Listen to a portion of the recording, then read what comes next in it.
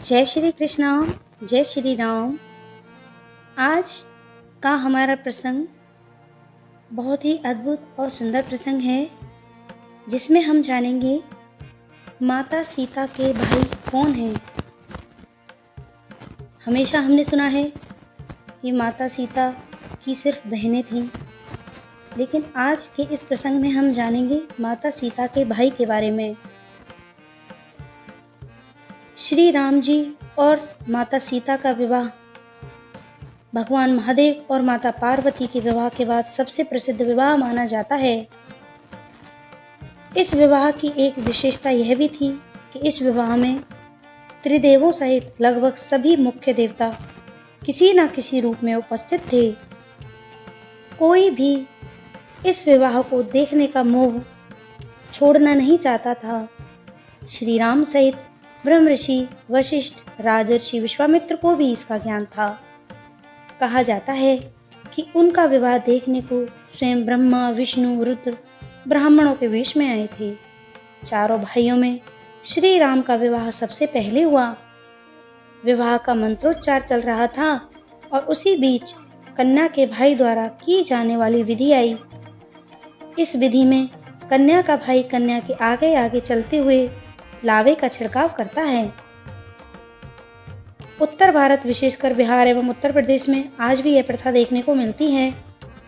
विवाह पुरोहित ने जब इस प्रथा के लिए कन्या के भाई का आह्वान किया तो विचार किया कि इस प्रथा को कौन पूरा कर सकता है।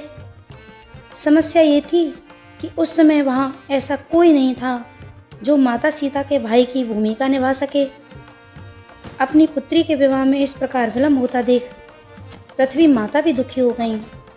चर्चा चल ही रही थी कि अचानक एक श्याम वर्ण का युवक उठा और उसने इस विधि को पूरा करने की आज्ञा मांगी। वास्तव में वो स्वयं मंगल देव थे, जो वेश बदलकर नवग्रहों सहित श्री राम जी का विवाह देखने को वहां आए थे। देवी सीता का जन्म पृथ्वी से हुआ था और मंगल भी पृथ्वी के पुत्र हैं। इस नाते वे देवी सीता के भाई हुए। इसी कारण पृथ्वी माता के संकेत से वे इस विधि को पूर्ण करने के लिए आगे आए।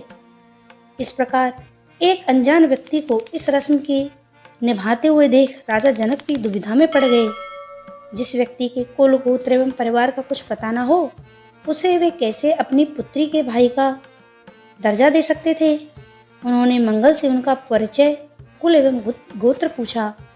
इस पर मंगल देव ने मुस्कुराते हुए कहा, हे महाराज जनक, मैं अकारण ही आपकी पुत्री के भाई का कर्तव्य पूर्ण करने के लिए नहीं उठा हूँ। आपकी आशंका निराधार नहीं है, किंतु आप निश्चिंत रहें, मैं इस कार्य के लिए सर्वथा योग्य हूँ। अगर आपको कोई शंका हो तो आप महर्षि वशिष्ठ एवं विश्वामित्र जी से इस विषय में पूछ सकते हैं।